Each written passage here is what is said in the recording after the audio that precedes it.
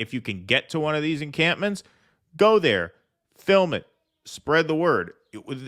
It's a very discouraging thing to see all of our work to dismantle this pro-Israel narrative seemingly getting undone in these past couple weeks. And I understand that can be extremely demoralizing. It's been a demoralizing week. We're out there canvassing for a post-duopoly candidate, having conversations with real people, with real problems, and we're feeling good, we're feeling inspired, and then we check our phones. Oh, the $95 billion bill passed. Oh, the TikTok ban passed. Oh, look, the cops are going in and arresting people. Like, this was a week that really tests the resolve of the movement, because this is a week where we have no doubt suffered major setbacks. And when you have the permanent state apparatus on your side, it's very easy to just undo a lot of grassroots momentum. But the only thing we can do is keep it going.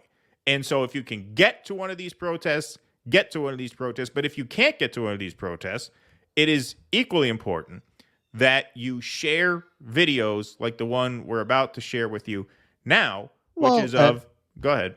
And remember, it could be worse. Anyone with any knowledge of the Vietnam era can see the parallels here. And you could definitely argue their situation was worse then, because you're coming out of that World War II very patriotic America. Here, it seems like, at least from the polling, a good portion of the public caught wise pretty fast to the fact that Israel is not what they've been told that it was. Whereas with Vietnam, that took many, many, many, many, many years before you could get the America of that era to say this was a mistake. And in fact, it really wasn't the protesters. It was Walter Cronkite. Everybody trusted Walter Cronkite. And when he went on the air and said this is not winnable, it changed the whole public discourse. Now, those protesters had put that in the air. They had forced that question. But America had such a belief in its institutions at that time that it took a spokesperson for its institutions saying that to really change public opinion. So this is a video that I encourage you to share around here. This is a Jewish student at Columbia University saying, "I feel fine." A Jewish student at Columbia. When we talk about anti-Semitism on campus, that's taking the spotlight away from Gaza, away from Palestine, and the Palestinian students on campus, and putting it back onto me. I am perfectly safe here, and this has all been a distraction because they don't want us talking about the non-stop massacre of Gaza, of Palestinian civilians being taken out by the IDF. I grew up being taught that Israel was an important part of my Jewish identity, and part of being a Jew was supporting Israel. I was raised Zionist, and then I met a Palestinian for the first time and heard their perspective, and was able to realize that I was on the wrong side of this, that I'd been taught the wrong side of this. To me, calling in the police was an act of desperation.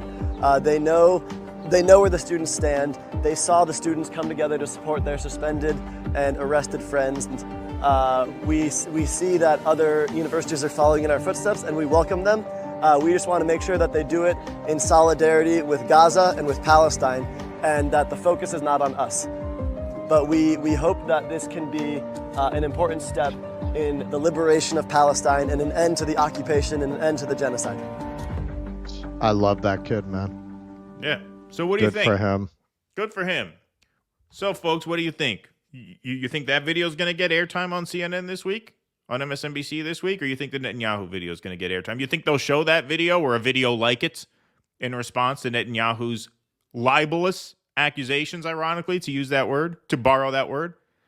I mean, so, look, it's a very discouraging thing to see work being undone, but that's the game. It's 2 steps forward, 1 step back all the time. Yep. And so you can't have your spirit broken by a week like this, even though it is tempting to give in to that feeling, right? You just have to keep getting the message out. Look, the turn, the momentum that we created to get the president emeritus of the Council of Foreign Relations to say on a Morning Joe panel we need to sanction Israel. If we could do that once, we could do it again, right? Like you see the power of that. So it's not lost, but it's lost if we take this week as a cue that, well, we're fucked anyway, so what's the point? You can't ever fall into that. It's very easy to. I don't blame you, but you have to resist that. And as long as these kids are out there putting their ass on the line, then we can be there with them. Don't take the black pill, kids. Exactly. It's poison. Yeah. Yeah, no. Hey, man.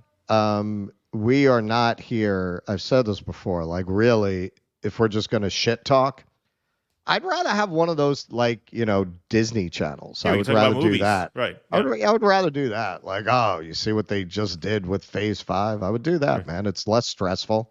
They're not going to take you down for that.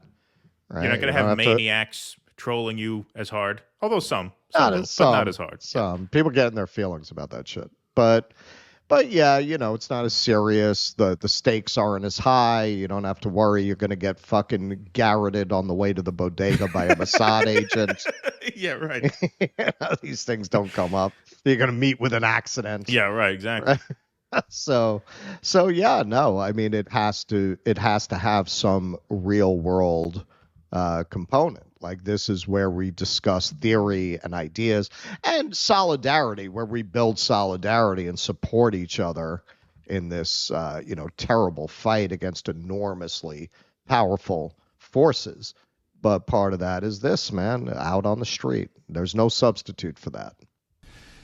Please clap.